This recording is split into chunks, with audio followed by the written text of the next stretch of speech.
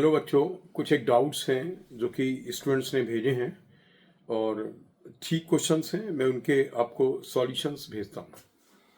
आपने पहला क्वेश्चन भेजा है कि दो आइडेंटिकल स्फीयर्स हैं P और Q और इनमें दोनों में Q और Q चार्ज है और रिपल्सिव फोर्स इस कंडीशन में जबकि वो एक सर्टेन डिस्टेंस दूर है 60 न्यूटन है और एक आइडेंटिकल अनचार्ज्ड स्फीयर को पहले P से टच कराया गया, फिर ये जो तीसरा स्फीयर है आइडेंटिकल पहले P से टच कराया गया, उसके बाद इसे S से टच कराया गया, तो बाद में P और S के बीच में फोर्स क्या होगा, जबकि उनके बीच का सेपरेशन जो पहले था उतना ही बाद में है। आप क्वेश्चन समझ गए?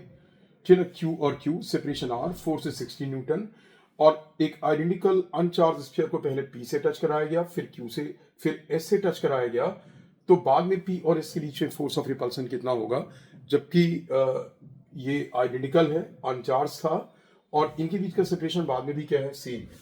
तो आप देखोगे जिनके बीच का पहले है, आपने एक्सप्रेशन लिखा, जो फोर्स F होगा पहले that will B K Q square by R square, है ना। अब बाद में देखो क्या होगा, बाद में ये होगा कि जो है जब आपने एक Q स्फीयर को, Q वाले को और अनचार्ज से टच कराया तो Q/2 इसके पास रह गया और Q/2 उस अनचार्ज वाले के पास आ गया। जो Q/2 है अनचार्ज वाले के पास आ गया, है ना।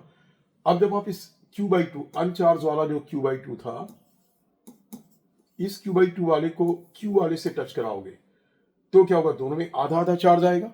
Total charge is what 3Q/2, क्योंकि दोनों आइडेंटिकल हैं इसलिए दोनों में आधा आधा चार्ज आएगा। सो इसके ऊपर कितना चार्ज आ जाएगा, 3Q/4 और इसके ऊपर भी चार्ज कितना आ जाएगा, इसके ऊपर जो चार्ज हुआ that will also become what 3Q/4, है ना। 3Q/2 टोटल चार्ज हुआ जो दोनों में आधा आधा हो गया। तो बाद में जो P के ऊपर चार्ज है, P के ऊपर चार्ज कितना हो गया, Q/2 और S के ऊपर कितना चार्ज आ गया, 3Q/4, ठीक है। A के पास चार्ज हो गया Q/2 और A के पास चार्ज हो गया Q/2 और A के पास चार्ज हो गया 3Q/4। सेपरेशन सेम है R। तो अब जब आप फोर्स F डैश निकालोगे तो कितना आएगा, K और इन दोनों का प्रोडक्ट कितना आ गया, प्रोडक्ट बिकम्स 3Q/8। तो दैट मीन्स की जो फोर्स होगा 3Q²/8 पहले से 3/8 टाइम्स हो जाएगा। पहले 16 था, पहले फोर्स कितना था, दिस फोर्स वाज 16 न्यूटन, तो बाद में कितना हो जाएगा उसका 3/r² भी आएगा यहाँ, अपॉन r²। तो फोर्स पहले से कितना हो गया 3/8 टाइम्स, तो 3/8 टाइम्स मतलब 16 into 3/8, so that becomes what 6 newtons. So इसका आंसर क्या आएगा, 6 न्यूटन्स। आई होप कि आप ठीक से समझ गए। Now see the next question. जो नेक्स्ट क्वेश्चन है स्टूडेंट्स, इट इज दिस कि बोले गया एक चार्ज डेंसिटी सिग्मा नॉट की एक शीट है और उसके पास में एक डाइपोल इस तरीके से रखा गया है।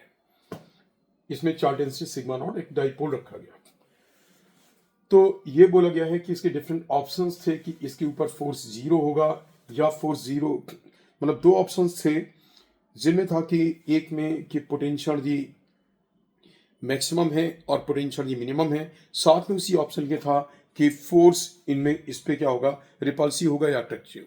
तो देखो ये दोनों गलत हो गए, क्योंकि फोर्स इसकी इलेक्ट्रिक फील्ड यहाँ पे यूनिफॉर्म होगी, तो जितनी इलेक्ट्रिक फील्ड ई यहाँ पे होगी, E will be equal to what सिग्मा/2 epsilon naught, this will be the electric field. तो इलेक्ट्रिक फील्ड यहाँ पे भी सेम, इलेक्ट्रिक फील्ड यहाँ पे भी सेम, तो इसके ऊपर जितना फोर्स इस ओर होगा इलेक्ट्रिक फील्ड के ऑपोजिट, इसके ऊपर सेम फोर्स इस ओर होगा, तो फोर्स क्या आ गया, 0, राइट। तो फोर्स भी 0 हो गया और टॉर्क भी 0 हो गया, बिकॉज इलेक्ट्रिक फील्ड P के पैरेलल है। इसमें P का डायरेक्शन ये हुआ और E का डायरेक्शन भी इसी ओर है, so torque tau will be equal to what P cross E, so torque tau will be equal to what 0, right. तो जिन ऑप्शंस में था कि टॉर्क 0 है वो करेक्ट है, और जो साथ में कि फोर्स फोर्स जीरो है वो करेक्ट है, जिसमें फोर्स जीरो नहीं है वो इनकरेक्ट है, और जिसमें टॉर्क जीरो नहीं वो इनकरेक्ट है, राइट। अब देखो एक और पोटेंशियल की बात मैं यहाँ बताता हूँ, क्योंकि ऑप्शन में था इट वॉज अबाउट टॉर्क, जो करेक्ट ऑप्शन था उसमें था कि torque zero and potential is minimum.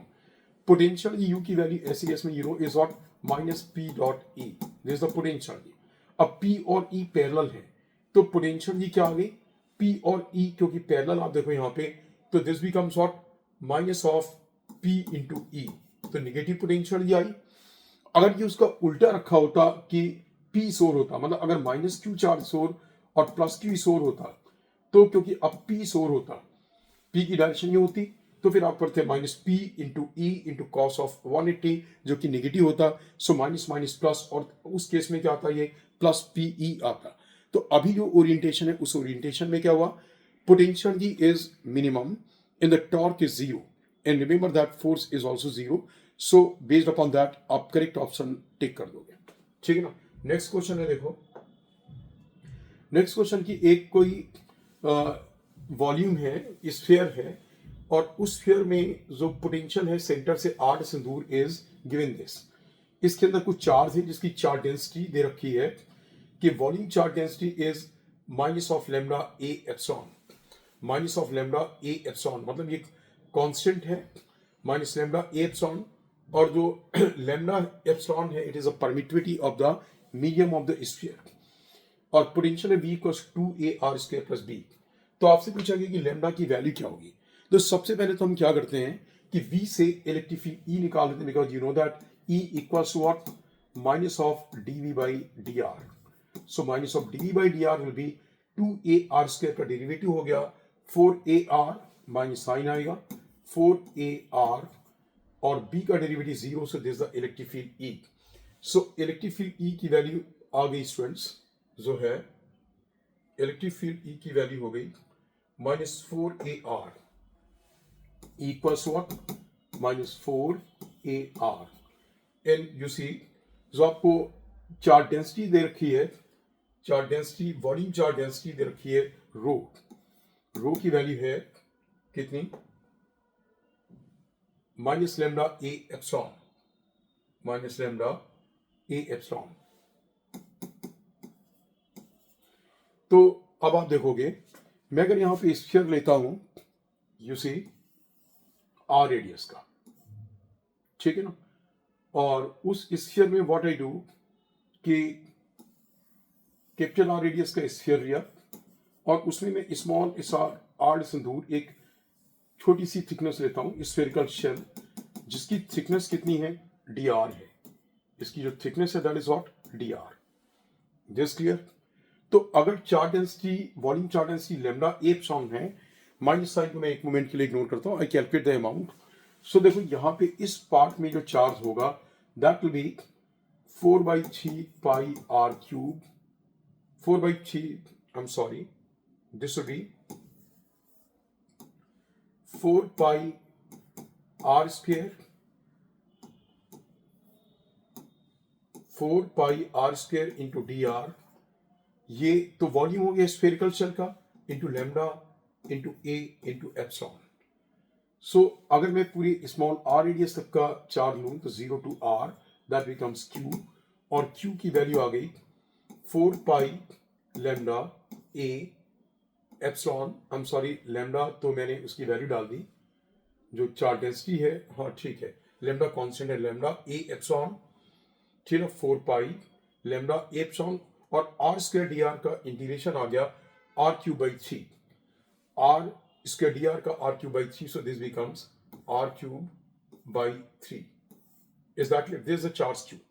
अब based upon this charge Q if I calculate electric field E, तो ई की वैल्यू आ जाएगी E into 4 pi, Gauss's law से E into 4 pi R square is equal to charge Q that is 4 pi lambda A epsilon into R cube upon 3, charge Q upon epsilon, तो यहाँ पे medium के अंदर तो मैंने epsilon not की जगह क्या करा है एप्सिलॉन, मतलब charge Q upon epsilon, this from the Gauss's law. E dot D S का integration into 4 pi R square equal to charge Q 4 pi lambda A epsilon into R Q by 3, this is the value of what A. अब यहाँ पे जैसे मैं ई की value डालूंगा तो E की वैल्यू में माइनस साइन है और ये भी माइनस साइन है, तो क्या होंगे, कैंसिल हो जाएंगे। मैं ए की वैल्यू डालता हूँ, ई की value, so this becomes 4ar into 4 pi r square is equal to 4 by 3 pi lambda a epsilon, तो कैंसिल हो जाएगा एप्सिलॉन, तो आप एप्सिलॉन को यहां पे मत लिखो, ठीक ना। Lambda into A into what R cube, तो देखो ये 4 pi lambda A R cube by 3, तो 4 पाई से 4 पाई कट हो जाएगा और आर क्यूब से आर क्यूब कैंसिल हो जाएगा, राइट। ए से ए कैंसिल हो जाएगा, तो लैम्डा की वैल्यू क्या आ गई, lambda becomes 3 into 4 that is 12। तो ये न्यूमेरिकल टाइप का आंसर था जेई का, किसी बच्चे ने भेजा था, तो लैम्डा की वैल्यू क्या आ गई 12। Is that clear? So students, ये आज के डाउट्स थे जो आप लोगों ने भेजे और मैं इन्हें अपलोड करके फिर अभी आपको भेजता हूँ, ठीक है। All right.